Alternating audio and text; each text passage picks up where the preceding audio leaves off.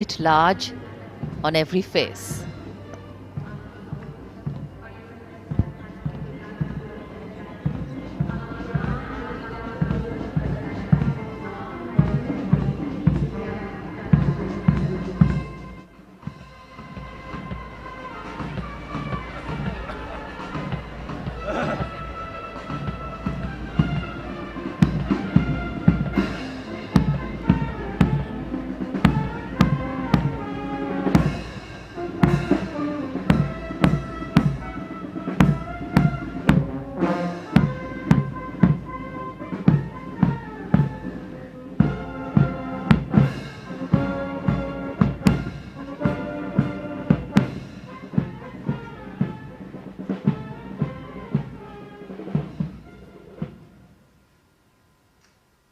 आजादी के 75 वर्ष पूर्ण होने पर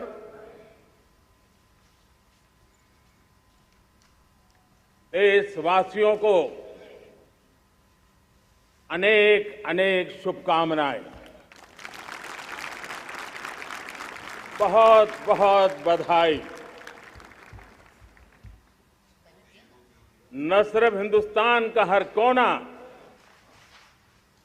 लेकिन दुनिया के हर कोने में आज किसी न किसी रूप में भारतीयों के द्वारा या भारत के प्रति अपार प्रेम रखने वालों के द्वारा विश्व के हर कोने में यह हमारा तिरंगा आन बान शान के साथ लहरा रहा है। मैं विश्व भर में फैले हुए भारत प्रेमियों को, भारतीयों को आजादी के इस अमृत महोत्सव की बहुत बहुत बधाई देता हूं। आज का ये दिवस ऐतिहासिक दिवस है। एक पुण्य पड़ाव, एक नई राह, एक नए संकल्प और नए सामर्थ्य के साथ कदम बढ़ाने का ये शुभ अवसर है।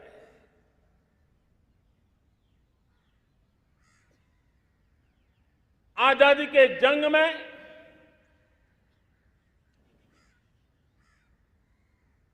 गुलामी का पूरा कालखंड संघर्ष में बीता है। हिंदुस्तान का कोई कोना ऐसा नहीं था, कोई काल ऐसा नहीं था जब देशवासियों ने सैकड़ों सालों तक गुलामी के खिलाफ जंग न किया हो, जीवन न खपाया हो, यातनाएं न झेली हो, आहुति न दी हो। आज हम सब देशवासियों के लिए ऐसे हर महापुरुष को, हर त्यागी को, हर बलिदानी को नमन करने का अवसर है, उनका ऋण स्वीकार करने का अवसर है और उनका स्मरण करते हुए उनके सपनों को जल्द से जल्द पूरा करने का संकल्प लेने का भी अवसर है।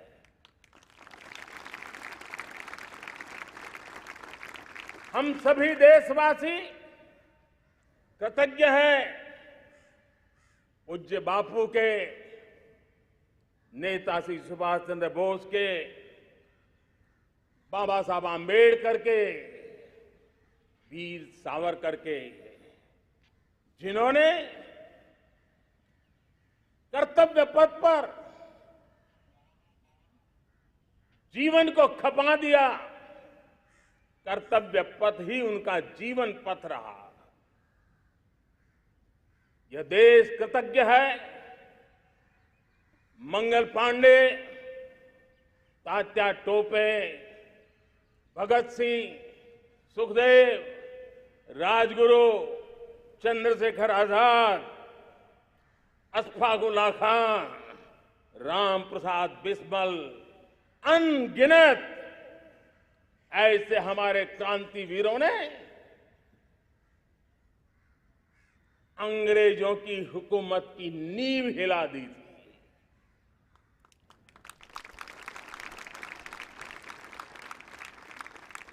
यह राष्ट्र कृतज्ञ है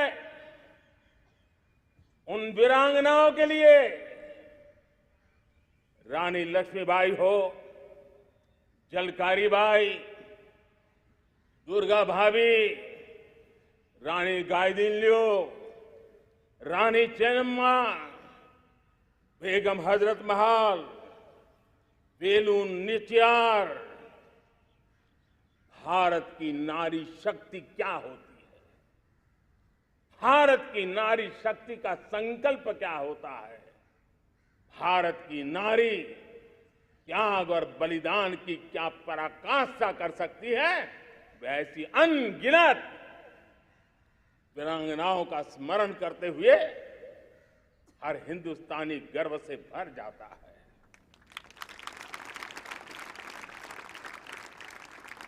आजादी का जंग भी लड़ने वाले और आजादी के बाद देश बनाने वाले भी, डॉक्टर राजेंद्र प्रसाद जी हो,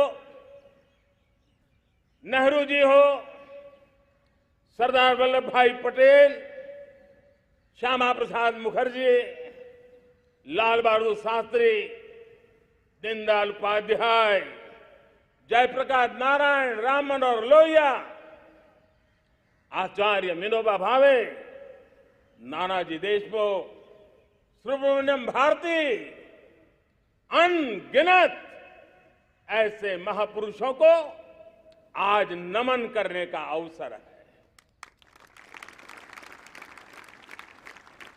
जब आजादी के जंग की चर्चा करते हैं तो हम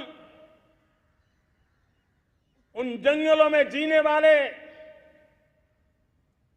हमारे आदिवासी समाज का भी गौरव करना हम नहीं भूल सकते हैं।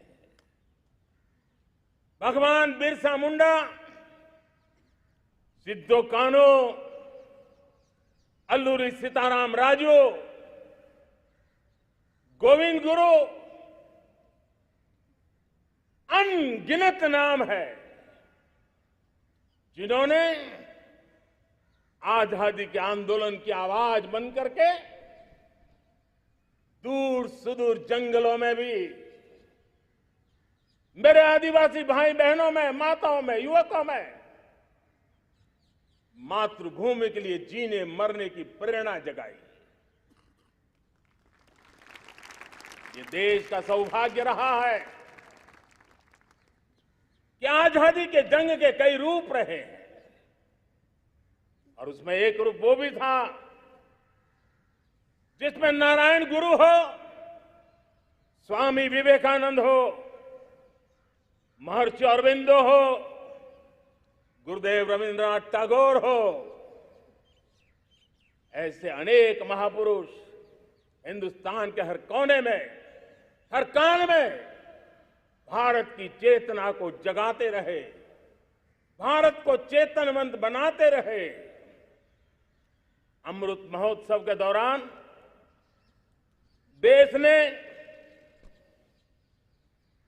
पूरे एक साल से हम देख रहे हैं, 2021 में दांडी यात्रा से प्रारंभ हुआ, स्मृति दिवस को संवारते हुए हिंदुस्तान के हर जिले में, हर कोने में देशवासियों ने आजादी के अमृत महोत्सव के लक्षावधि कार्यक्रम किए।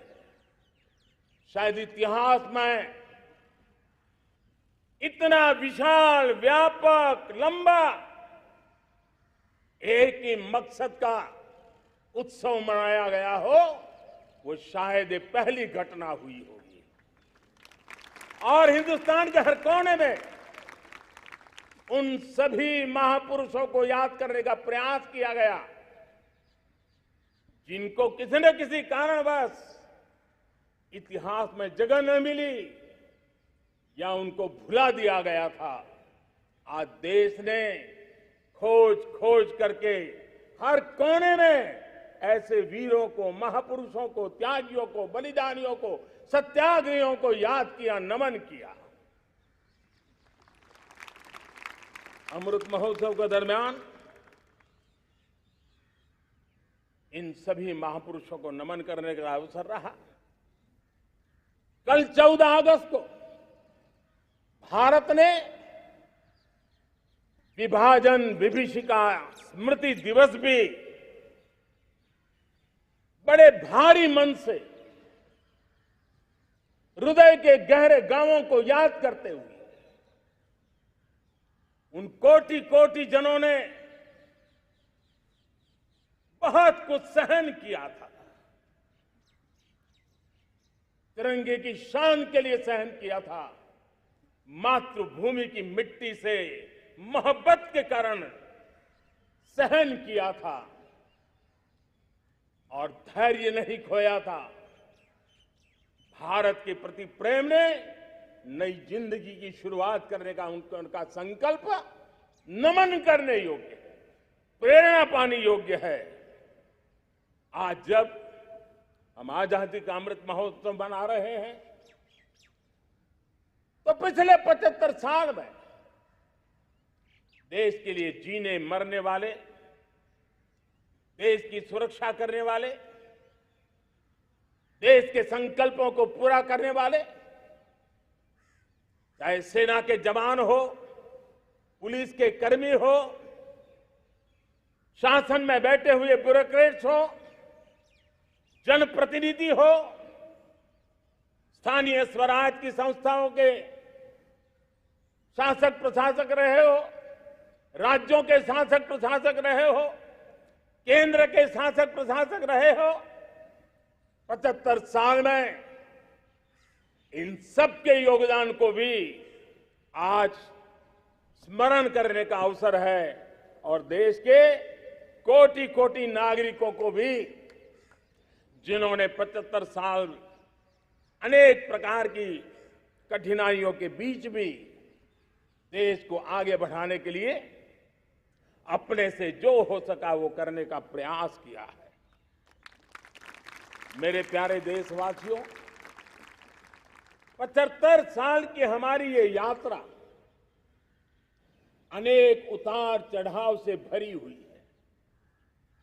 सुख दुख की छाया मंडराती रही है और इसके बीच भी हमारे देशवासियों ने उपलब्धियां की है, पुरुषार्थ किया है, हार नहीं मानी है, संकल्पों को ओझल नहीं होने दिया है। और इसलिए और ये भी सच्चाई है कि सैकड़ों सालों के गुलामी के कालखंड ने भारत के मन को, भारत के मानवीय की भावनाओं को गहरे घाव किए थे, गहरी चोटें पहुंचाई थी, लेकिन उसके भीतर एक जिद भी थी, एक जिजीविषा भी थी, एक जुनून भी था, एक जोम भी था। और उसके कारण अभावों के बीच में भी, उपहास के बीच में भी, और जब आजादी का जंग अंतिम चरण में था तो देश को डराने के लिए, निराश करने के लिए, हताश करने के लिए सारे उपाय किए गए थे। अगर आजादी आई, अंग्रेज चले जाएंगे तो देश टूट जाएगा, बिखर जाएंगे, लोग अंदर अंदर लड़ करके मर जाएंगे, कुछ नहीं बचेगा, अंधकार युग में भारत चला जाएगा। न जाने क्या क्या आशंकाएं व्यक्त की गई थी, लेकिन उनको पता नहीं था ये हिंदुस्तान की मिट्टी है, इस मिट्टी में वो सामर्थ्य है जो शासकों से भी परे सामर्थ्य का एक अंतर प्रभार लेकर के जीता रहा है, सदियों तक जीता रहा है। और उसी का परिणाम है, हमने क्या कुछ नहीं झेला। कभी अन्न का संकट झेला, कभी युद्ध के शिकार हो गए, आतंकवाद ने डगर डगर चुनौतियां पैदा की, निर्दोष नागरिकों को मौत के घाट उतार दिया गया, छद्म युद्ध चलते रहे, प्राकृतिक आपदाएं आती रही, सफलता विफलता, आशा निराशा, न जाने कितने पड़ाव आए हैं। लेकिन इन पड़ाव के बीच भी भारत आगे बढ़ता रहा। भारत की विविधता, जो औरों को भारत के लिए बोझ लगती थी, वो भारत की विविधता ही भारत की एक अनमोल शक्ति है, शक्ति का एक अटूट प्रवाह है। और दुनिया को पता नहीं था कि भारत के पास एक इनहेरेंट सामर्थ्य है, एक संस्कार सरिता है, एक मन मस्तिष्क का विचारों का बंधन है, और वो है भारत लोकतंत्र की जननी है, मदर ऑफ डेमोक्रेसी है। और जिनके जहन में लोकतंत्र होता है, वे जब संकल्प करके चल पड़ते हैं, वो सामर्थ्य दुनिया की बड़ी बड़ी सल्तनतों के लिए भी संकट का काल लेकर के आती है। ये मदर ऑफ डेमोक्रेसी, ये लोकतंत्र की जननी हमारे भारत ने सिद्ध कर दिया कि हमारे पास ये एक अनमोल सामर्थ्य है। मेरे प्यारे देशवासियों, 75 साल की यात्रा में आशाएं, अपेक्षाएं, उतार चढ़ाव, सब कुछ के बीच में हर एक के प्रयास से हम जहां तक पहुंच पाए थे, पहुंचे थे। और 2014 में देशवासियों ने मुझे दायित्व दिया। आजादी के बाद जन्मा हुआ मैं पहला व्यक्ति था जिसको लाल किले से देशवासियों का गौरवगान करने का अवसर मिला था।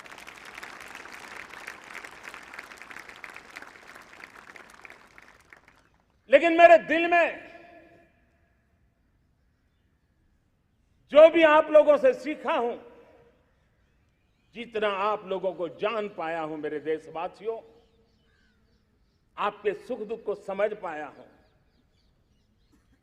देश की आशा अपेक्षाओं के भीतर वो कौन सी आत्मा बसती है, उसको जितना मैं समझ पाया हूं, उसको लेकर के मैंने अपना पूरा कालखंड देश के उन लोगों को एम्पावर करने में खपाया। मेरे दलित हो, शोषित हो, पीड़ित हो, वंचित हो, आदिवासी हो, महिला हो, युवा हो, किसान हो, दिव्यांग हो, पूरब हो, पश्चिम हो, उत्तर हो, दक्षिण हो, समुद्र का तट हो, हिमालय की कंदराएं हो, हर कोने में महात्मा गांधी का जो सपना था आखिर इंसान की चिंता करने का, महात्मा गांधी जी की आकांक्षा थी अंतिम छोर पर बैठे हुए व्यक्ति को समर्थ बनाने की, मैंने अपने आप को उसके लिए समर्पित किया। और उन 8 साल का नतीजा और आजादी के इतने दशकों का अनुभव आज 75 साल के बाद जब अमृत काल की ओर कदम रख रहे हैं, अमृत काल की ये पहली प्रभात है, तब मैं एक ऐसे सामर्थ्य को देख रहा हूं और जिससे मैं गर्व से भर जाता हूं। देशवासियों, मैं आज देश का सबसे बड़ा सौभाग्य ये देख रहा हूं कि भारत का जनमन आकांक्षी जनमन है। एस्पिरेशनल सोसाइटी किसी भी देश की बहुत बड़ी अमानत होती है और हमें गर्व है कि आज हिंदुस्तान के हर कोने में, हर समाज के हर वर्ग में, हर तबके में आकांक्षाएं उफान पर है। देश का हर नागरिक चीजें बदलना चाहता है, बदलते देखना चाहता है, लेकिन इंतजार करने को तैयार नहीं है, अपनी आंखों के सामने देखना चाहता है, कर्तव्य से जुड़ करके करना चाहता है, वो गति चाहता है, वो प्रगति चाहता है। 75 साल में संजोए हुए सारे सपने अपने ही आंखों के सामने पूरा करने के लिए वो लालायित है, उत्साहित है, उतावला भी है। कुछ लोगों को इसके कारण संकट हो सकता है, क्योंकि जब एस्पिरेशनल सोसाइटी होती है तब सरकारों को भी तलवार की धार पे चलना पड़ता है, सरकारों को भी समय के साथ दौड़ना पड़ता है। और मुझे विश्वास है, चाहे केंद्र सरकार हो, राज्य सरकार हो, स्थानीय स्वराज की संस्थाएं हो, किसी भी प्रकार की शासन व्यवस्था क्यों न हो, हर किसी को इन एस्पिरेशनल सोसाइटी को एड्रेस करना पड़ेगा। उनकी आकांक्षाओं के लिए हम ज्यादा इंतजार नहीं कर सकते। हमारे इस एस्पिरेशनल सोसाइटी ने लंबे अरसे तक इंतजार किया है, लेकिन अब वो अपनी आने वाली पीढ़ी को इंतजार में जीने के लिए मजबूर करने को तैयार नहीं है। और इसलिए ये अमृत काल का पहली प्रभात हमें उस एस्पिरेशनल सोसाइटी की आकांक्षाओं को पूरा करने के लिए एक बहुत बड़ा सुनहरा अवसर देकर के आई है। मेरे प्यारे देशवासियों, हमने पिछले दिनों देखा है, एक और ताकत का हमने अनुभव किया है, और वो है भारत में एक सामूहिक चेतना का पुनर्जागरण हुआ है। एक सामूहिक चेतना का पुनर्जागरण आजादी के इतने संघर्ष में से जो अमृत था वो अब संजोया जा रहा है, संकलित हो रहा है, संकल्प में परिवर्तित हो रहा है, पुरुषार्थ की पराकाष्ठा जुड़ रही है और सिद्धि का मार्ग नजर आ रहा है। ये चेतना, मैं समझता हूं कि चेतना का जागरण, ये पुनर्जागरण, ये हमारी सबसे बड़ी अमानत है। और ये पुनर्जागरण देखिए, 10 अगस्त तक लोगों को पता तक नहीं होगा शायद कि देश के भीतर कौन सी ताकत है, लेकिन पिछले 3 दिन से जिस प्रकार से तिरंगे झंडे को लेकर के, तिरंगा की यात्रा लेकर के देश चल पड़ा है, बड़े बड़े सोशल साइंस के एक्सपर्ट्स वे भी शायद कल्पना नहीं कर सकते कि मेरे भीतर के अंदर कितने, मेरे देश के भीतर कितना बड़ा सामर्थ्य है, एक तिरंगे झंडे ने दिखा दिया है। यह पुनर्चेतना, पुनर्जागरण का पल है। ये लोग समझ नहीं पाए हैं, जब देश जनता कर्फ्यू के लिए हिंदुस्तान का हर कोना निकल पड़ता है, तब उस चेतना की अनुभूति है। जब देश ताली थाली बजा करके कोरोना वॉरियर के साथ कंधे से कंधा मिला करके खड़ा हो जाता है, तब चेतना की अनुभूति होती है। जब दिया जला करके कोरोना वॉरियर की शुभकामना देने के लिए देश निकल पड़ता है, तब उस चेतना की अनुभूति होती है। दुनिया कोरोना के कालखंड में वैक्सीन लेना या न लेना, वैक्सीन काम का है कि नहीं है, उस उलझन में जी रहा था। उस समय मेरे देश के गांव गरीब भी 200 करोड़ डोज दुनिया को चौंका देने वाला काम करके दिखा देते हैं। यही चेतना है, यही सामर्थ्य है। इस सामर्थ्य ने आज देश को एक नई ताकत दी है। मेरे प्यारे भाइयों बहनों, तीसरा एक महत्वपूर्ण सामर्थ्य मैं देख रहा हूं। जैसे एस्पिरेशनल सोसाइटी, जैसे पुनर्जागरण, वैसे ही आजादी के इतने दशकों के बाद पूरे विश्व का भारत की तरफ देखने का नजरिया बदल चुका है। विश्व भारत की तरफ गर्व से देख रहा है, अपेक्षा से देख रहा है। समस्याओं का समाधान भारत की धरती पर दुनिया खोजने लगी है। दोस्तों, विश्व का ये बदलाव, विश्व की सोच में ये परिवर्तन 75 साल की हमारी अनुभव यात्रा का परिणाम है। हम जिस प्रकार से संकल्पों लेकर चल पड़े हैं, दुनिया इसे देख रही है और आखिरकार विश्व भी उम्मीदें लेकर के जी रहा है। उम्मीदें पूरे करने का सामर्थ्य कहां पड़ा है, वो उसे दिखने लगा है। मैं इसे त्रिशक्ति के रूप में देखता हूं, 3 सामर्थ्य के रूप में देखता हूं। और ये त्रिशक्ति है एस्पिरेशन की, पुनर्जागरण की और विश्व की उम्मीदों की। और इसे पूरा करने के लिए हम जानते हैं दोस्तों, आज दुनिया में एक विश्वास जगने में मेरे देशवासियों की बहुत बड़ी भूमिका है। 130 करोड़ देशवासियों ने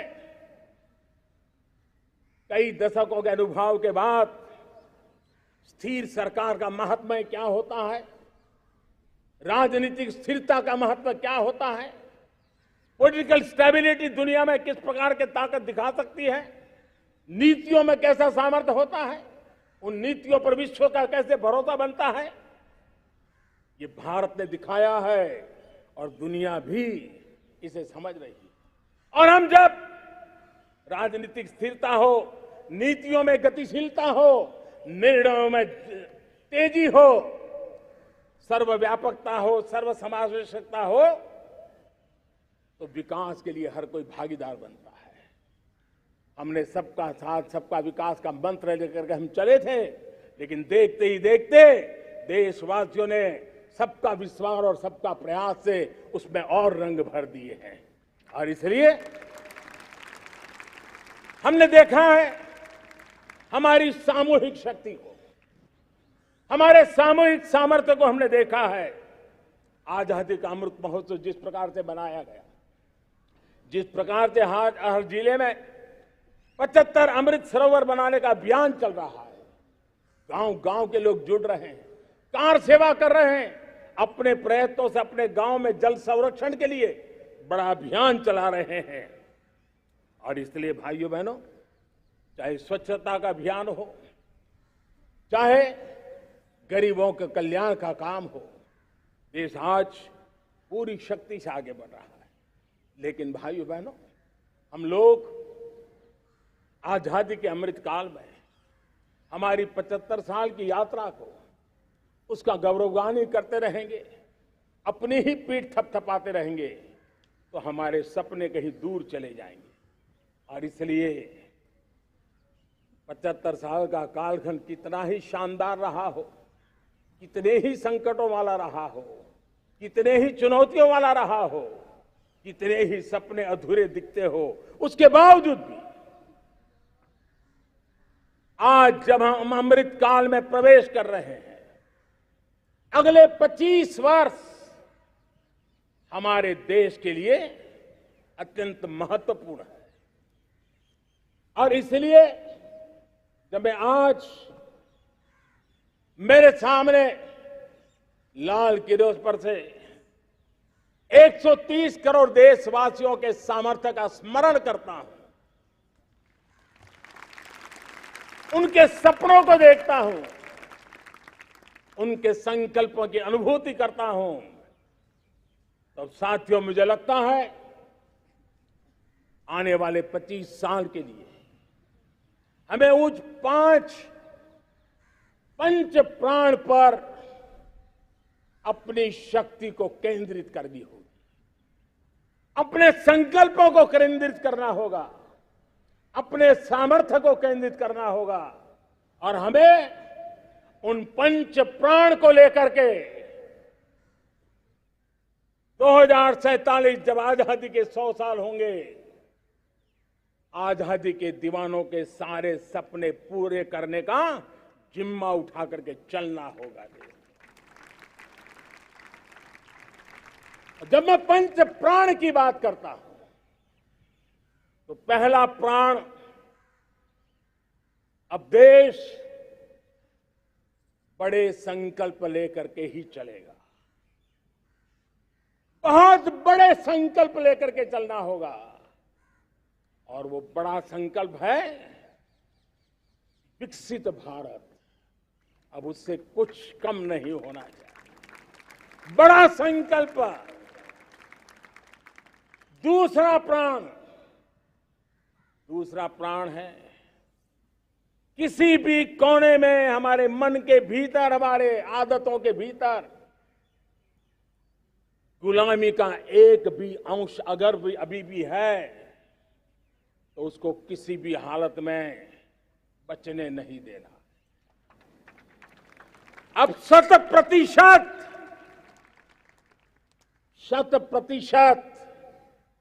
सैकड़ों साल की गुलामी ने जहां हमें जकड़ कर रखा है, हमारे मनोभाव को बांध करके रखा हुआ है, हमारी सोच में विकृतियां पैदा करके रखी है, हमें गुलामी की छोटी चीज भी कहीं नजर आती है, हमारे भीतर नजर आती है, हमारे आसपास नजर आती है, हमें उससे मुक्ति पानी ही होगी। ये हमारा दूसरी प्राण शक्ति है। तीसरी प्राण शक्ति, हमें हमारी विरासत पर गर्व होना चाहिए, हमारी विरासत के प्रति, क्योंकि यही विरासत है जिसने कभी भारत को स्वर्णिम काल दिया था, और यही विरासत है जो समयानुकूल परिवर्तन करने की आदत रखती है, यही विरासत है जो काल बाह्य छोड़ती रही है, नित्य नूतन स्वीकारती रही है। और इसलिए इस विरासत के प्रति हमें गर्व होना चाहिए। चौथा प्राण, वो भी उतना ही महत्वपूर्ण है और वो है एकता और एकजुटता। 130 करोड़ देशवासियों में एकता, न कोई अपना न कोई पराया। एकता की ताकत एक भारत श्रेष्ठ भारत के सपनों के लिए हमारा चौथा प्राण है। और पांचवा प्राण है नागरिकों का कर्तव्य। नागरिकों का कर्तव्य जिसमें प्रधानमंत्री भी बाहर नहीं होता है, मुख्यमंत्री भी बाहर नहीं होता है, वो भी नागरिक है। नागरिकों का कर्तव्य, यह हमारे आने वाली 25 साल के सपनों को पूरा करने के लिए एक बहुत बड़ी प्राण शक्ति है। मेरे प्यारे देशवासियों, जब सपने बड़े होते हैं,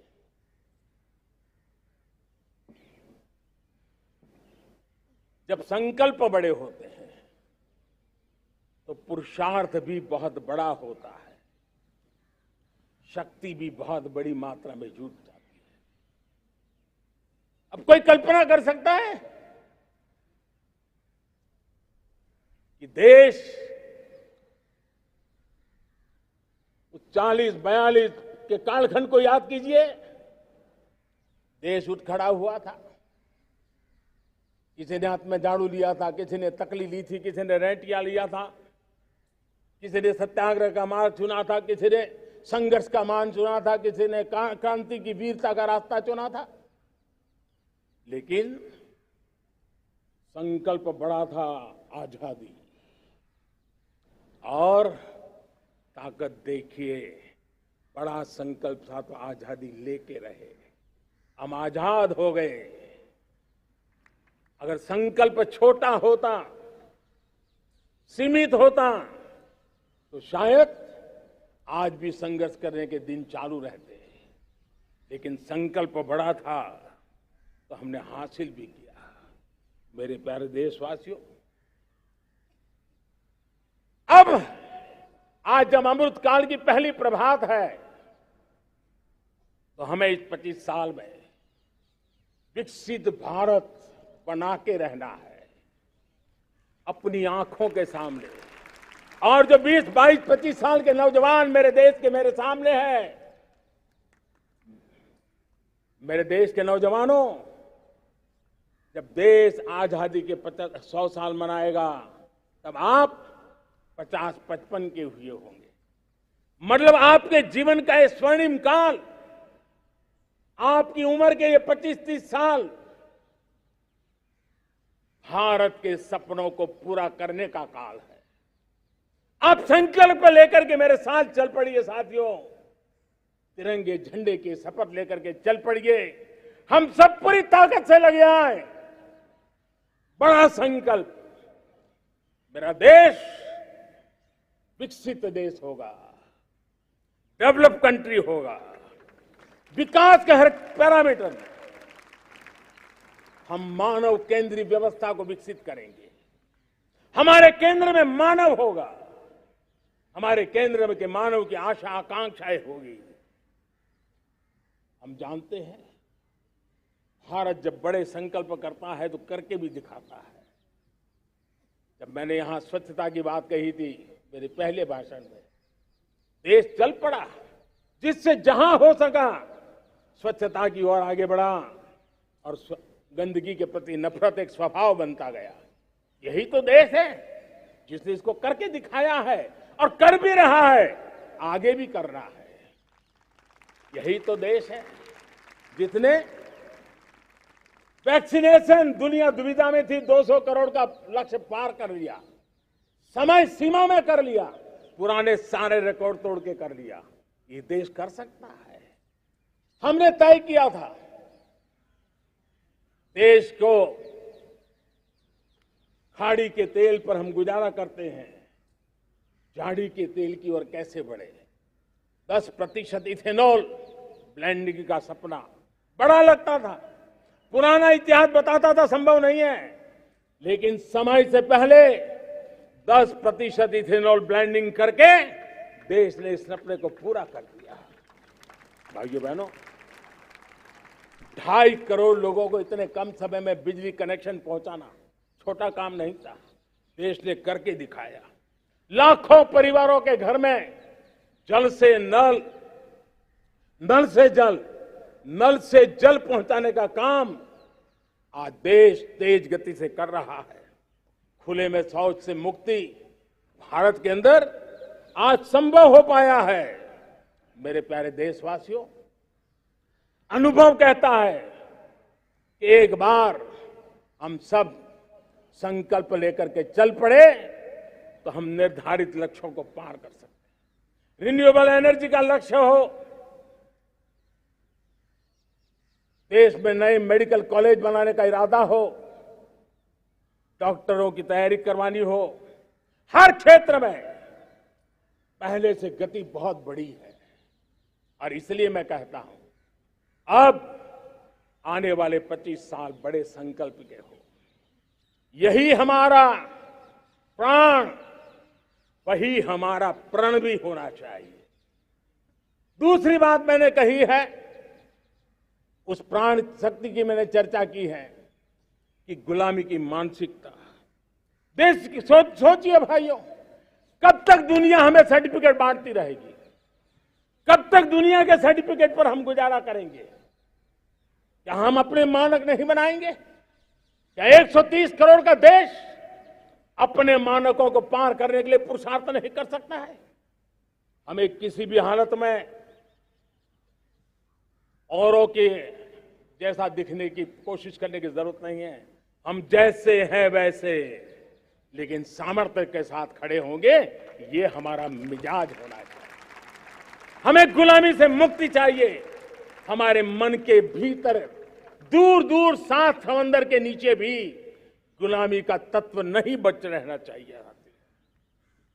और मैं आशा देखता हूं, जिस प्रकार से नई राष्ट्रीय शिक्षा नीति बनी है, जिस मंथन के साथ बनी है, कोटि कोटि लोगों के विचार प्रवाह को संकलित करते हुए बनी है, और भारत की धरती की जमीन से जुड़ी हुई शिक्षा नीति बनी है। रसकस हमारी धरती के मिले हैं। हमने जो कौशल्य पर बल दिया है, ये एक ऐसा सामर्थ्य है जो हमें गुलामी से मुक्ति की ताकत देगा। हमने देखा है, कभी कभी तो हमारी टैलेंट भाषा के बंधनों में बन जाती है। यह गुलामी की मानसिकता का परिणाम है।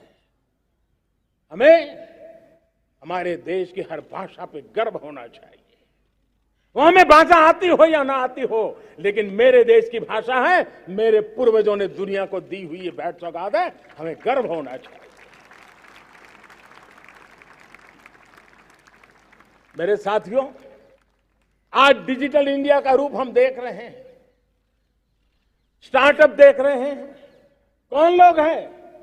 ये वो टैलेंट है जो टियर 2, टियर 3 सिटी में किसी गांव गरीब के परिवार में बसे हुए लोग हैं। ये हमारे नौजवान हैं जो आज नई नई खोज के साथ दुनिया के सामने आ रहे हैं। गुलामी की मानसिकता हमें उसे तिलांजलि देनी पड़ेगी। अपने सामर्थ्य पे भरोसा करना होगा। दूसरी एक बात जो मैंने कही, तीसरी मेरी प्राण शक्ति की बात है, वो है हमारी विरासत पर हमें गर्व होना चाहिए। जब हम अपनी धरती से जुड़ेंगे, जब हम अपनी धरती से जुड़ेंगे, तभी तो ऊंचा उड़ेंगे।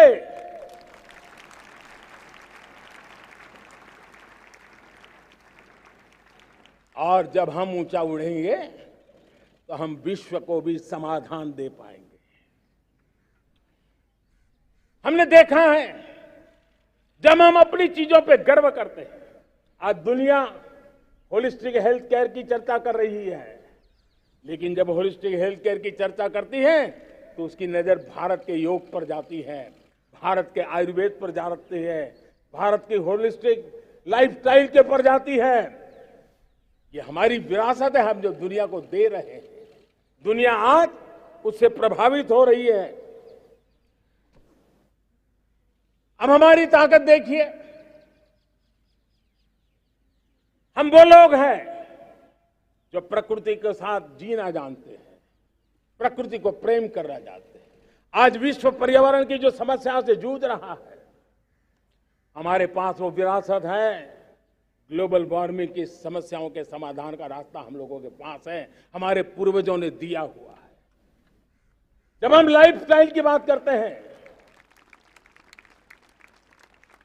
एनवायरमेंट फ्रेंडली लाइफस्टाइल की बात करते हैं, हम लाइफ मिशन की बात करते हैं, तो दुनिया का ध्यान आकर्षित करते हैं। हमारे पास ये सामर्थ्य है। हमारा बड़ा धान, मोटा धान, मिलेट, हमारे यहां तो घर घर की चीज रही है। ये हमारी विरासत है। हमारे छोटे किसानों के परिश्रम से छोटी छोटी जमीन के टुकड़ों में फलने फूलने वाली हमारे धान। आज दुनिया अंतर्राष्ट्रीय स्तर पर मिलेट ईयर मनाने के लिए आगे बढ़ रही है। मतलब हमारी विरासत को आज दुनिया, हम उस पर गर्व करना सीखे। हमारे पास दुनिया को बहुत कुछ देना है। हमारे फैमिली वैल्यूज, विश्व के सामाजिक तनाव की जब चर्चा हो रही है, व्यक्तिगत तनाव की चर्चा होती है तो लोगों को योग दिखता है, सामूहिक तनाव की बात होती है तब भारत की पारिवारिक व्यवस्था दिखती है। संयुक्त परिवार की एक पूंजी सदियों से हमारी माताओं बहनों के त्याग बलिदान के कारण परिवार नाम की जो व्यवस्था विकसित हुई, ये हमारी विरासत है। इस विरासत पर हम गर्व कैसे करें? हम तो वो लोग हैं जो जीव में भी शिव देखते हैं। हम वो लोग हैं जो नर में नारायण देखते हैं। हम वो लोग हैं जो नारी तो नारायणी कहते हैं। हम वो लोग हैं जो पौधे में परमात्मा देखते हैं। हम वो लोग हैं जो नदी को मां मानते हैं। हम वो लोग हैं जो हर कंकर में शंकर देखते हैं। यह हमारा सामर्थ्य है। हर नदी में मां का रूप देखते हैं। पर्यावरण की इतनी व्यापकता, विशालता, ये हमारा गौरव। हम विश्व के सामने जब खुद गर्व करेंगे तो दुनिया करेगी। भाइयों बहनों, हम वो लोग हैं जिसने दुनिया को वसुधैव कुटुंबकम का मंत्र दिया। हम वो लोग हैं जो दुनिया को कहते हैं एकम सत विप्रहा बदौ वदंती। आज जो होलियर देन दाव का जो संकट चल रहा है, तुझसे बड़ा मैं हूं, ये जो तनाव का कारण बना हुआ है, दुनिया को एकम सत विप्रा बहुधा वदंती का ज्ञान देने वाली विरासत हमारे पास है। जो कहते हैं सत्य एक है, जानकार लोग उसको अलग अलग तरीके से कहते हैं। ये गौरव हमारा है। हम लोग हैं जो कहते हैं यत पिंडे तद ब्रह्मांडे। कितनी बड़ी सोच है। जो ब्रह्मांड में है वो हर जीव मात्र में है। यत पिंडे तद ब्रह्मांडे, ये कहने वाले हम लोग हैं। हम वो लोग हैं जिसने दुनिया का कल्याण देखा है। हम जन कल्याण से जग कल्याण के राही रहे हैं। जन कल्याण से जग कल्याण की राह पर चलने वाले हम लोग जब दुनिया की कामना करते हैं तब कहते हैं सर्वे अपनी सुखिनो संतु सर्वे संतु निरामया। सबके सुख की बात, सबके आरोग्य की बात करना, ये हमारी विरासत है। और इसलिए हम बड़ी शान के साथ हमारी इस विरासत का गर्व करना सीखें। ये प्राण शक्ति है हमारी, जो हमें 25 साल के सपनों पूरा करने के लिए जरूरी है। उसी प्रकार से मेरे प्यारे देशवासियों, एक और महत्वपूर्ण विषय है एकता, एकजुटता। इतने बड़े देश को, उसकी विविधता को हमें सेलिब्रेट करना है। इतने पंथ, परंपराएं, ये हमारे आन बान शान है। कोई नीचा नहीं, कोई ऊंचा नहीं है, सब बराबर है। कोई मेरा नहीं, कोई पराया नहीं, सब अपने हैं। ये भाव एकता के लिए बहुत जरूरी है। घर में भी एकता की नींव तभी रखी जाती है जब बेटे बेटी एक समान हो। अगर बेटे बेटी एक समान नहीं होंगे तो एकता के मंत्र नहीं गूंज सकते हैं। जेंडर इक्वलिटी हमारी एकता के लिए पहली शर्त। जब हम एकता की बात करते हैं, अगर हमारे एक ही पैरामीटर हो, एक ही मानदंड हो, जिस मानदंड को हम कहें इंडिया फर्स्ट, मैं जो कुछ भी कर रहा हूं, जो भी सोच रहा हूं, जो बोल रहा हूं, इंडिया फर्स्ट के अनुकूल है, एकता का रास्ता खुल जाएगा। दोस्त, हमें एकता से बांधने का वो मंत्र है, हमें इसको पकड़ना है। मुझे पूरा विश्वास है कि हम समाज के अंदर ऊंच नीच के भेदभावों से, मेरे तेरे के भेदभावों से हम सबकी पुजारी बने। श्रमेव जयते कहते हैं हम, श्रमिक का सम्मान, ये हमारा स्वभाव होना चाहिए। लेकिन भाइयों बहनों, मैं लाल किले से मेरी एक पीड़ा और कहना चाहता हूं। ये दर्द मैं कहे बिना नहीं रह सकता। मैं जानता हूं कि शायद लाल किले का विषय नहीं हो सकता, लेकिन मेरे भीतर का दर्द मैं कहां कहूंगा। देशवासियों के सामने नहीं कहूंगा तो कहां कहूंगा। और वो है, किसी न किसी कारण से हमारे अंदर एक ऐसी विकृति आई है, हमारी बोलचाल में, हमारे व्यवहार में, हमारे कुछ शब्दों में, हम नारी का अपमान करते हैं।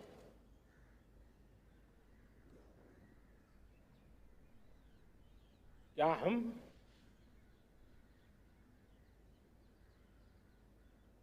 स्वभाव से, संस्कार से, रोजमर्रा की जिंदगी में नारी को अपमानित करने वाली हर बात से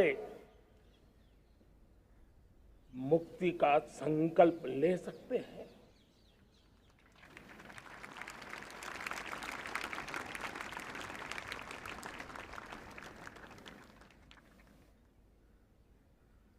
नारी का गौरव,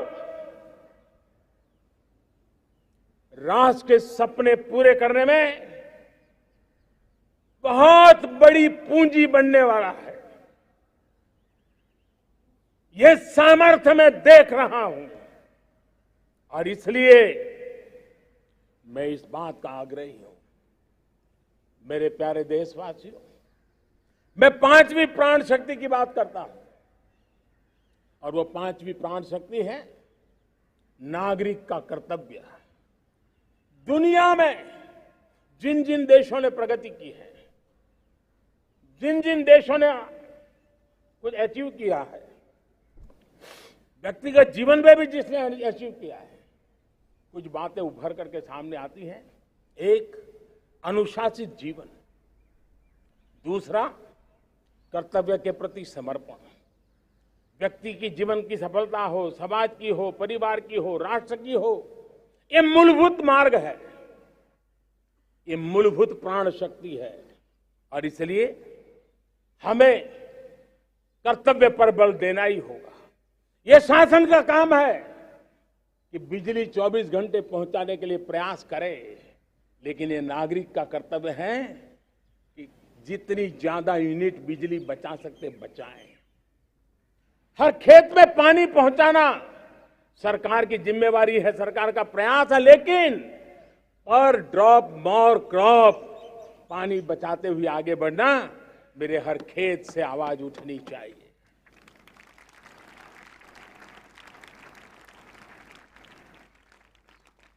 केमिकल मुक्त खेती, ऑर्गेनिक फार्मिंग, प्राकृतिक खेती, ये हमारा कर्तव्य है। साथियों, चाहे पुलिस हो या पीपल हो, शासक हो या प्रशासक हो, ये नागरिक कर्तव्य से कोई अछूता नहीं हो सकता है। हर कोई अगर नागरिक के कर्तव्यों को निभाएगा तो मुझे विश्वास है कि हम इच्छित लक्ष्य को प्राप्त करने में समय से पहले सिद्धि प्राप्त कर सकते हैं। मेरे प्यारे देशवासियों, आज महर्षि अरविंदो की जन्म जयंती भी है।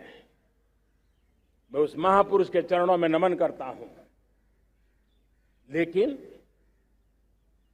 हमें उस महापुरुष को याद करना होगा जिन्होंने कहा था, स्वदेशी से स्वराज, स्वराज से सुराज। ये उनका मंत्र है।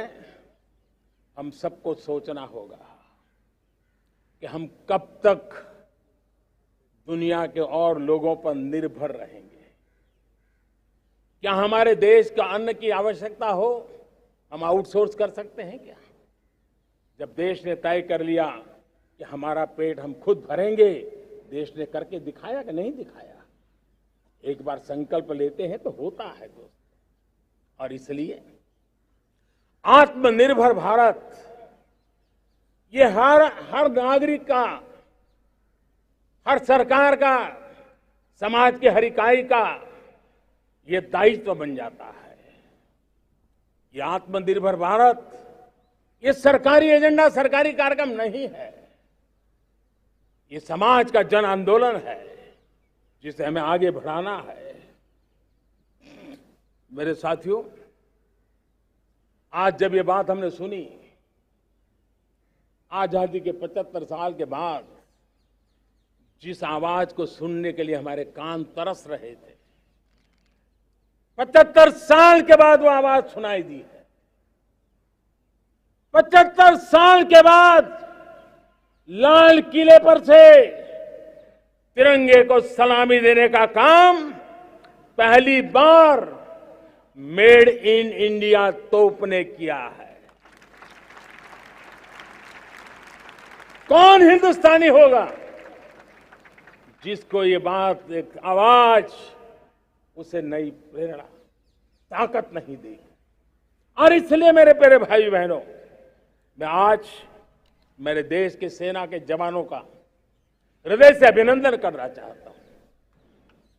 मेरी आत्मनिर्भर की बात को संगठित स्वरूप में, साहस के स्वरूप में मेरी सेना के जवानों ने, सेना नायकों ने जिस जिम्मेवारी के साथ कंधे पे उठाया है, मैं उनको जितनी सैल्यूट करूं उतनी कम है दोस्तों। उनको आज मैं सलाम करता हूं,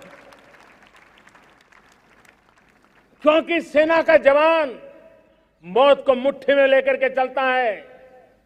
मौत और जिंदगी के बीच में कोई फासला ही नहीं होता है, और तब बीच में वो डट करके खड़ा होता है। और वो मेरा सेना का जवान तय करे कि हम 300 ऐसी चीजों अब लिस्ट करते हैं जो हम विदेश से नहीं लाएंगे हमारे देश की। ये संकल्प छोटा नहीं है।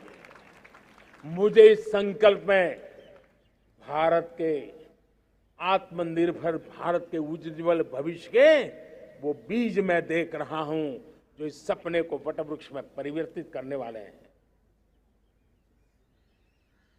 सैल्यूट, सैल्यूट मेरे सेना के अधिकारियों को, सैल्यूट।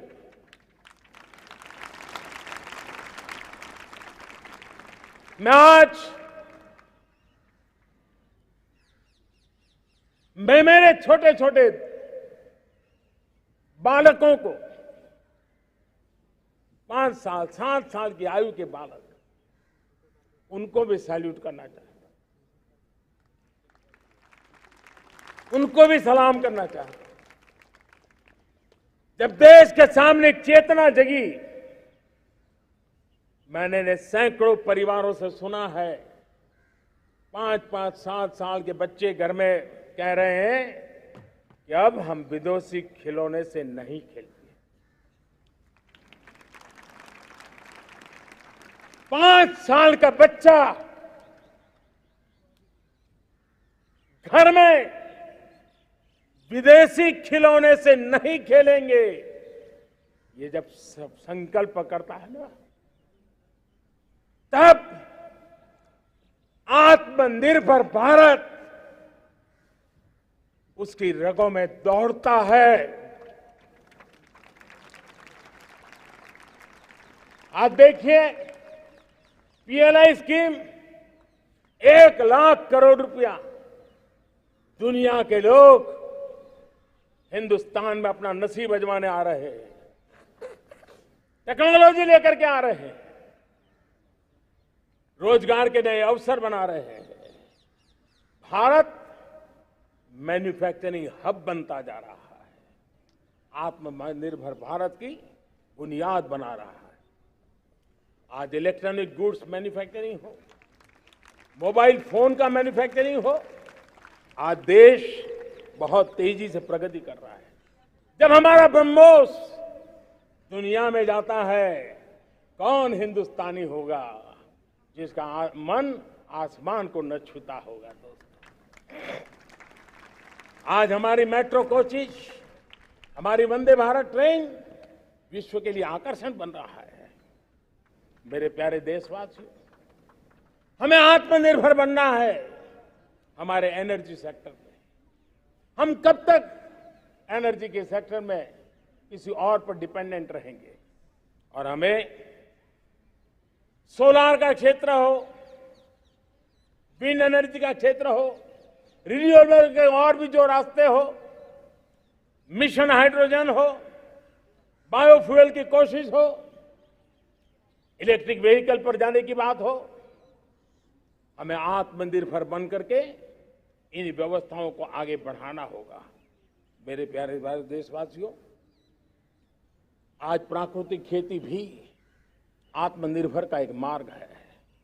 फर्टिलाइजर से जितनी ज्यादा मुक्ति, आज देश में नैनो फर्टिलाइजर के कारखाने की नई आशा लेकर के आए हैं। लेकिन प्राकृतिक खेती, केमिकल फ्री खेती आत्मनिर्भर को ताकत दे सकती है। आज देश में रोजगार के क्षेत्र में ग्रीन जॉब के नए नए क्षेत्र बहुत तेजी से खुल रहे हैं। भारत ने नीतियों के द्वारा स्पेस को खोल दिया है। ड्रोन की बहुत दुनिया में सबसे प्रगतिशील पॉलिसी लेकर के आए हैं। हमने देश के नौजवानों के लिए नए द्वार खोल दिए हैं। मेरे प्यारे भाइयों बहनों, मैं प्राइवेट सेक्टर को भी आह्वान करता हूं, आइए हमें विश्व में छा जाना है।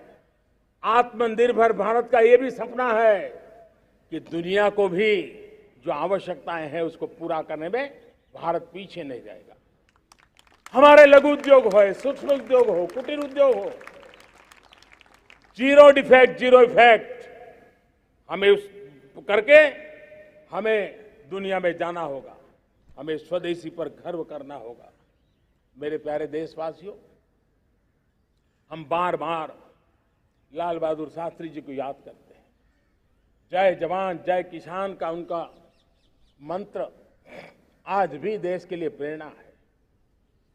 बाद में अटल बिहारी वाजपेयी जी ने जय विज्ञान कह करके उसमें एक कड़ी जोड़ दी थी और देश ने उसको प्राथमिकता दी थी। लेकिन अब अमृतकाल के लिए एक और अनिवार्यता है और वो है जय अनुसंधान। जय जवान जय किसान जय विज्ञान जय अनुसंधान, इनोवेशन। और मुझे मेरे देश की युवा पीढ़ी में भरोसा है। इनोवेशन की ताकत देखिए। आज हमारा यूपीआई, भीम, हमारा डिजिटल पेमेंट, फिनटेक की दुनिया में हमारा स्थान आज विश्व में रियल टाइम 40% अगर डिजिटल फाइनेंशियल का ट्रांजैक्शन होता है तो मेरे देश में हो रहा है। हिंदुस्तान ने ये करके दिखाया है। मेरे प्यारे देशवासियों, अब हम 5G के दौर की ओर कदम रख रहे हैं। बहुत दूर इंतजार नहीं करना होगा, हम कदम मिलाने वाले हैं। हम ऑप्टिकल फाइबर गांव-गांव में पहुंचा रहे हैं। डिजिटल इंडिया का सपना गांव से गुजरेगा, ये मुझे पूरी जानकारी है। आज मुझे खुशी है, हिंदुस्तान के 4 लाख कॉमन सर्विस सेंटर्स गांवों में विकसित हो रहे हैं। गांव के नौजवान बेटे बेटियां कॉमन सर्विस सेंटर चला रही हैं। देश गर्व कर सकता है कि गांव के क्षेत्र में 4 लाख डिजिटल एंटरप्रेन्योर का तैयार होना और सारी सेवाएं गांव के लोग उनके यहां लेने के लिए आदी बन जाए, ये अपने आप में टेक्नोलॉजी हब बनने की भारत की जो ताकत है। मेरे प्यारे देशवासियों, ये जो डिजिटल इंडिया का मूवमेंट है, जो सेमीकंडक्टर की ओर हम कदम मांड रहे हैं, 5G की ओर कदम मांड रहे हैं, ऑप्टिकल फाइबर का नेटवर्क बिछा रहे हैं, ये सिर्फ आधुनिकता की पहचान ऐसा नहीं है। 3 बड़ी ताकतें इसके अंदर समाहित है। शिक्षा में आमूलचूल क्रांति, ये डिजिटल माध्यम से आने वाली है। स्वास्थ्य सेवाओं में आमूलचूल क्रांति डिजिटल से आने वाली है। कृषि जीवन में भी बहुत बड़ा बदलाव डिजिटल से आने वाला है। एक नया विश्व तैयार हो रहा है। भारत उसे आगे बढ़ाने के लिए, और मैं साफ देख रहा हूं दोस्तों, ये डेकेड मानव जात के लिए टेकेड का समय है, टेक्नोलॉजी का डेकेड है। भारत के लिए तो ये टेकेड जिसका मन टेक्नोलॉजी से जुड़ा हुआ है, आईटी की दुनिया में भारत ने अपना एक लोहा बनवा लिया है, तो ये टेकेड का सामर्थ्य भारत के प्यास है। हमारा अटल इनोवेशन मिशन, हमारे इंक्यूबेशन सेंटर, हमारे स्टार्टअप एक नया पूरा क्षेत्र का विकास कर रहे हैं। युवा पीढ़ी के लिए नए अवसर लेकर के आ रहे हैं। स्पेस मिशन की बात हो, हमारा डीप ओशन मिशन की बात हो, समुद्र की गहराई में जाना हो या हमें आसमान को छूना हो, ये नए क्षेत्र हैं जिसको लेकर के हम आगे बढ़ रहे हैं। मेरे प्यारे देशवासियों, हम इस बात को न भूलें, और भारत ने सदियों से देखा हुआ है, जैसे देश में कुछ नमूना रूप कामों की जरूरत होती है, कुछ बड़ी बड़ी ऊंचाइयों की जरूरत होती है, लेकिन साथ साथ धरातल पर मजबूती बहुत आवश्यक होती है। भारत की आर्थिक विकास की संभावनाएं धरातल की मजबूती से जुड़ी हुई है, और इसलिए हमारे छोटे किसान, उनका सामर्थ्य, हमारे छोटे उद्यमी, उनका सामर्थ्य, हमारे लघु उद्योग, कुटीर उद्योग, सूक्ष्म उद्योग, रेहड़ी पटरी वाले लोग, घरों में काम करने वाले लोग, ऑटो रिक्शा चलाने वाले लोग, बस सेवाएं देने वाले लोग, ये समाज का जो सबसे बड़ा तबका है, इसका सामर्थ्यवान होना भारत के सामर्थ्य की गारंटी है। और इसलिए हमारे आर्थिक विकास की ये जो मूलभूत जमीनी ताकत है, उस ताकत को सर्वाधिक बल देने की दिशा में हमारा प्रयास चल रहा है। मेरे प्यारे देशवासियों, हमारे पास 75 साल का अनुभव है। हमने 75 साल में कई सारी सिद्धियां भी प्राप्त की हैं। हमने 75 साल के अनुभव में नए सपने भी संजोए हैं, नए संकल्प भी लिए हैं। लेकिन अमृतकाल के लिए हमारे मानव संसाधन का ऑप्टिमम आउटकम कैसे हो, हमारी प्राकृतिक संपदा का ऑप्टिमम आउटकम कैसे हो, इस लक्ष्य को लेकर के हमें चलना है। और तब मैं पिछले कुछ सालों से अनुभव से कहना चाहता हूं, आपने देखा होगा आज अदालत के अंदर देखिए, हमारी वकील के क्षेत्र में काम करने वाले हमारी नारी शक्ति किस ताकत के साथ नजर आ रही है।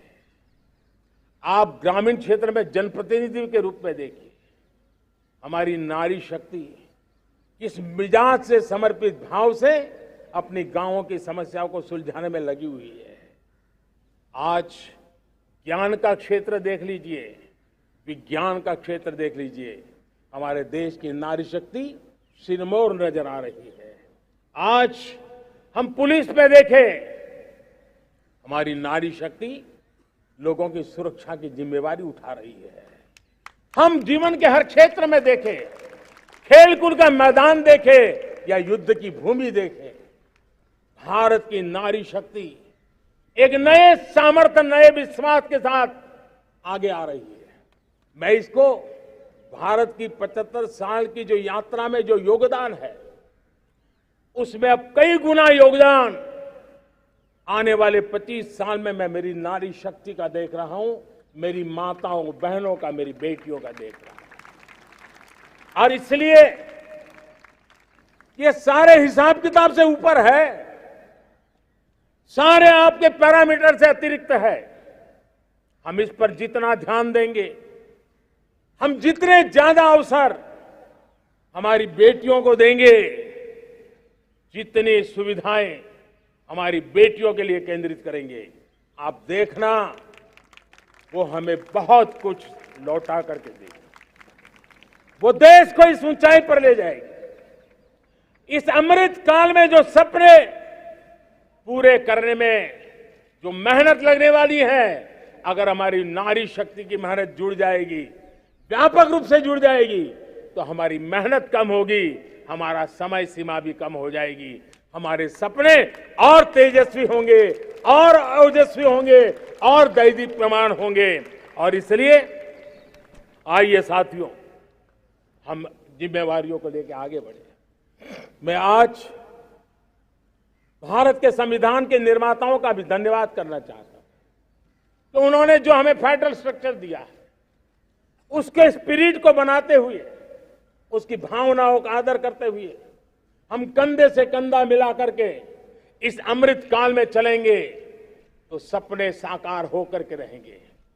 कार्यक्रम भिन्न हो सकते हैं, कार्यशैली भिन्न हो सकती है, लेकिन संकल्प भिन्न नहीं हो सकते। राष्ट्र के लिए सपने भिन्न नहीं हो सकते। आइए हम एक ऐसे युग के अंदर आगे बढ़े।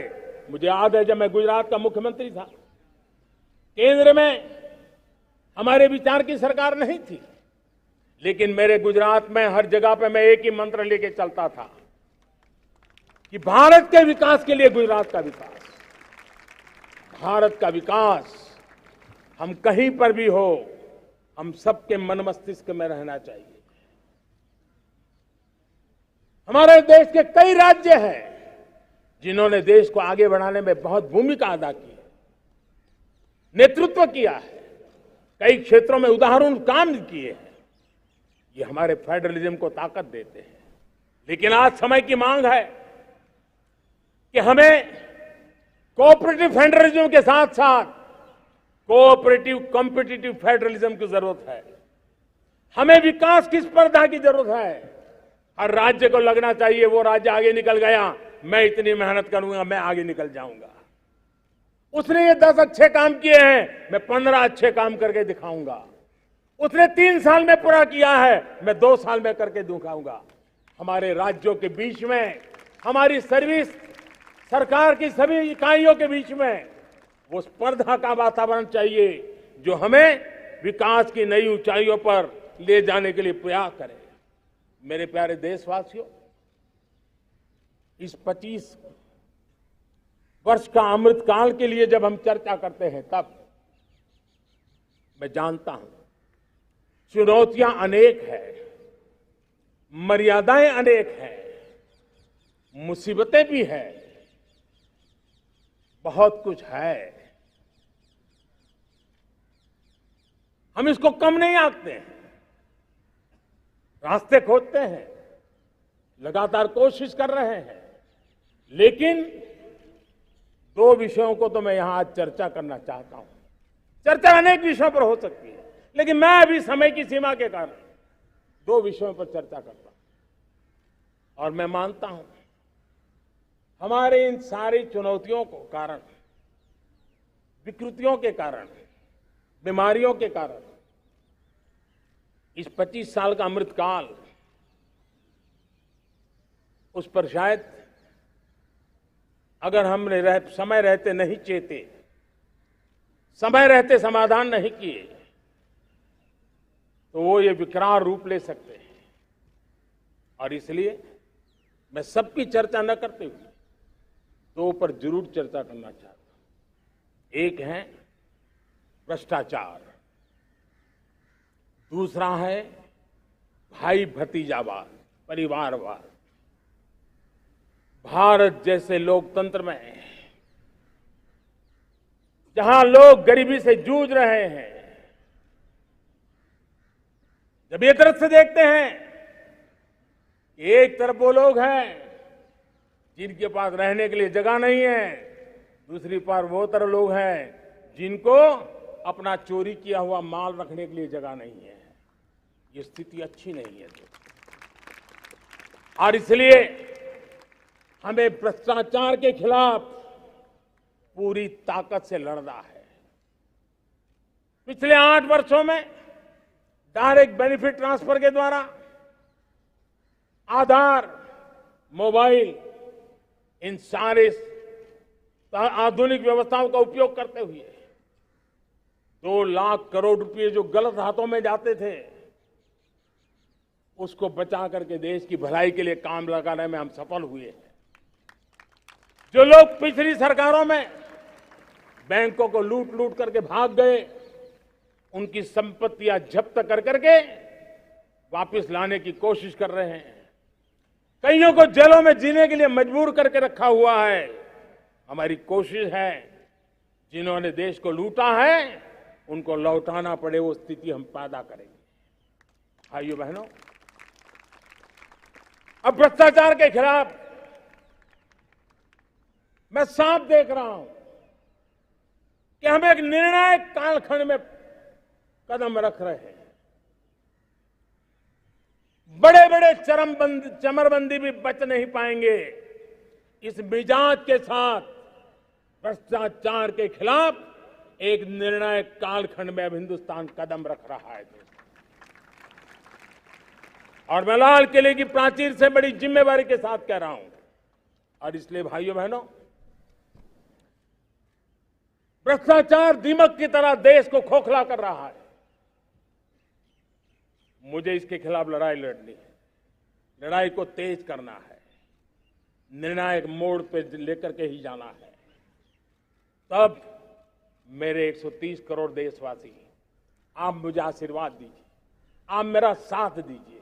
मैं आज आपसे साथ मांगने आया, आपका सहयोग मांगने आया हूं, ताकि मैं इस लड़ाई को लड़ पाऊं, इस लड़ाई को देश जीत पाए और सामान्य नागरिक की जिंदगी भ्रष्टाचार ने तबाह करके रखी हुई है। मैं मेरे इन सामान्य नागरिक की जिंदगी को फिर से शान बान शान के लिए जीने के लिए रास्ता बनाना चाहता हूं।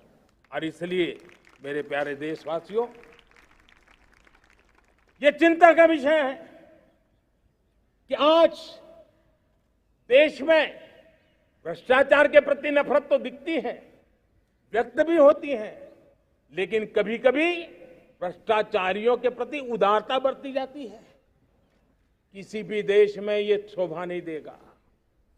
और कई लोग तो इतनी बेशर्मी तक चले जाते हैं कि कोर्ट में सजा हो चुकी हो, भ्रष्टाचारी सिद्ध हो चुका हो, जेल जाना तय हो चुका हो, जेल गुजार रहे हो, उसके बावजूद भी उनका महिमा मंडन करने में लगे रहते हैं, उनकी शान शौकत में लगे रहते हैं, उनकी प्रतिष्ठा बनाने में लगे रहते हैं। अगर जब तक समाज में गंदगी के प्रति नफरत नहीं होती है, स्वच्छता की चेतना जगती नहीं है। जब तक भ्रष्टाचार और भ्रष्टाचारी के प्रति नफरत का भाव पैदा नहीं होता है, सामाजिक रूप से उसको नीचा देखने के लिए मजबूर नहीं करते, तब तक एक मानसिकता खत्म होने वाली नहीं है। और इसलिए भ्रष्टाचार के प्रति भी और भ्रष्टाचारियों के प्रति भी हमें बहुत जागरूक होने की जरूरत है। दूसरी एक चर्चा मैं करना चाहता हूं, भाई भतीजावाद। और जब मैं भाई भतीजावाद, परिवारवाद की बात करता हूं तो लोगों को लगता है मैं सिर्फ राजनीतिक क्षेत्र की बात करता हूं। जी नहीं, दुर्भाग्य से राजनीतिक क्षेत्र की उस बुराई ने हिंदुस्तान की हर संस्थाओं में परिवारवाद को पोषित कर दिया है। परिवारवाद हमारी अनेक संस्थाओं को अपने में लपेटे हुए है और उसके कारण मेरे देश की टैलेंट को नुकसान होता है, मेरे देश के सामर्थ्य को नुकसान होता है। जिनके पास अवसर की संभावनाएं हैं, वो परिवारवाद, भाई भतीजे के बाद बाहर रह जाता है। भ्रष्टाचार का भी कारण ये भी एक बन जाता है, ताकि उसका कोई भाई भतीजे के कार्य आसरा नहीं है तो लगता है चलो भाई कहीं से खरीद करके के जगह बना लूं। इस परिवारवाद से, भाई भतीजावाद से हमें हर संस्थाओं में एक नफरत पैदा करनी पड़ी होगी, जागरूकता पैदा करनी होगी, तब हम हमारी संस्थाओं को बचा पाएंगे। संस्थाओं के उज्जवल भविष्य के लिए बहुत आवश्यक है। उसी प्रकार से राजनीति में भी परिवारवाद ने देश के सामर्थ्य को सबसे सारा अन्याय किया है। परिवारवादी राजनीति परिवार की भलाई के लिए होती है, उसको देश की भलाई से कोई लेना देना नहीं होता है। और इसलिए लाल किले की प्राचीर से तिरंगे झंडे के आन बान शान के नीचे भारत के संविधान का स्मरण करते हुए मैं देशवासियों को खुले मन से कहना चाहता हूं, आइए हिंदुस्तान के राजनीति के शुद्धिकरण के लिए भी, हिंदुस्तान की सभी संस्थाओं के शुद्धिकरण के लिए भी हमें देश को इस परिवारवादी मानसिकता से मुक्ति दिला करके योग्यता के आधार पर देश को आगे ले जाने की ओर बढ़ना होगा। यह अनिवार्यता है, वरना हर किसी का मन कुंठित रहता है कि मैं उसके लिए योग्य था, मुझे नहीं मिला क्योंकि मेरा कोई चाचा, मामा, पिता, दादा, दादी, नाना, नानी कोई वहां थे नहीं। ये मनस्थिति किसी भी देश के लिए अच्छी नहीं। मेरे देश के नौजवानों, मैं आपके उज्जवल भविष्य के लिए, आपके सपनों के लिए, मैं भाई भतीजावाद के खिलाफ लड़ाई में आपका साथ चाहता हूं। परिवारवादी राजनीति के खिलाफ लड़ाई में मैं आपका साथ चाहता हूं। ये संवैधानिक जिम्मेवारी मानता हूं मैं, ये लोकतंत्र की जिम्मेवारी मानता हूं मैं, ये लाल किले के प्राचीर से कही गई बात की ताकत में मानता हूं और इसलिए मैं आज आपका अवसर चाहता हूं। हमने देखा पिछले दिनों खेलों में, ऐसा तो नहीं है कि देश के पास पहले प्रतिभाएं नहीं रही होंगी। ऐसा तो नहीं है कि खेलकूद की दुनिया में हिंदुस्तान के नौजवान हमारे बेटे बेटियां कुछ कर नहीं सकते, लेकिन सिलेक्शन भाई भतीजेबाद की चैनल से गुजरते थे और उसके कारण वो खेल के मैदान तक, उस देश तक तो पहुंच जाते थे। जीत हार से उन्हें लेना देना नहीं था, लेकिन जब ट्रांसपेरेंसी आई, योग्यता के आधार पर खिलाड़ियों का चयन होने लगा, पूर्ण पारदर्शिता से खेल के मैदान में सामर्थ्य का सम्मान होने लगा, आज देखिए दुनिया में खेल के मैदान में भारत का तिरंगा फहरता है, भारत का राष्ट्रगान गाया जाता है, गर्व होता है और परिवारवाद से मुक्ति होती है, भाई भतीजावाद से मुक्ति होती है, तो ये नतीजे आते हैं। मेरे प्यारे देशवासियों, ये ठीक है, चुनौतियां बहुत हैं। अगर इस देश के सामने करोड़ों संकट है तो करोड़ों समाधान भी है, और मेरा 130 करोड़ देशवासियों पर भरोसा है। 130 करोड़ देशवासी निर्धारित लक्ष्य के साथ, संकल्प के प्रति समर्पण के साथ, जब 130 करोड़ देशवासी एक कदम आगे रखते हैं ना, तो हिंदुस्तान 130 करोड़ कदम आगे बढ़ जाता है। इस सामर्थ्य को लेकर के हमने आगे बढ़ना है। इस अमृत काल में, जब ये अमृत काल की पहली बेला है, पहली प्रभात है, हमें आने वाले 25 साल को एक पल भी भूलना नहीं है। एक एक दिन, समय का प्रत्येक क्षण, जीवन का प्रत्येक कण मातृभूमि के लिए जीना, और तभी आजादी के दीवानों को हमारी सच्ची श्रद्धांजलि होगी। तभी 75 साल तक देश को यहां तक पहुंचाने में जिन जिन लोगों ने योगदान किया, उनका पुण्य स्मरण हमें काम आएगा। मैं देशवासियों से आग्रह करते हुए, नई संभावनाओं को संजोते हुए, नए संकल्पों को पार करते हुए, आगे बढ़ने का विश्वास लेकर के आज अमृत काल का आरंभ करते हैं। आजादी का अमृत महोत्सव अब अमृत काल की दिशा में पलट चुका है, आगे बढ़ चुका है। तब इस अमृत काल में सबका प्रयास अनिवार्य है, सबका प्रयास ही परिणाम लाने वाला है। टीम इंडिया की भावना ही देश को आगे बढ़ने वाली है। 130 करोड़ देशवासियों की ये टीम इंडिया एक टीम के रूप में आगे बढ़ करके सारे सपनों को साकार करेंगी।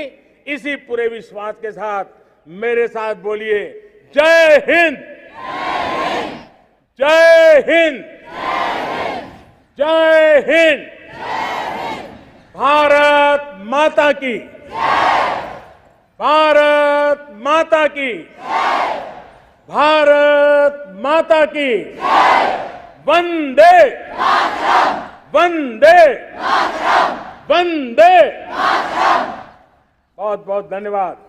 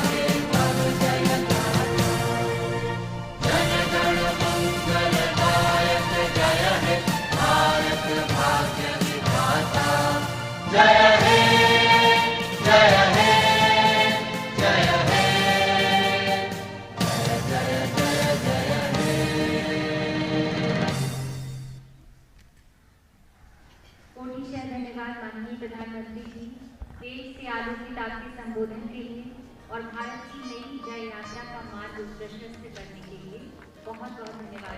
Prime Minister Narendra Modi addressing the nation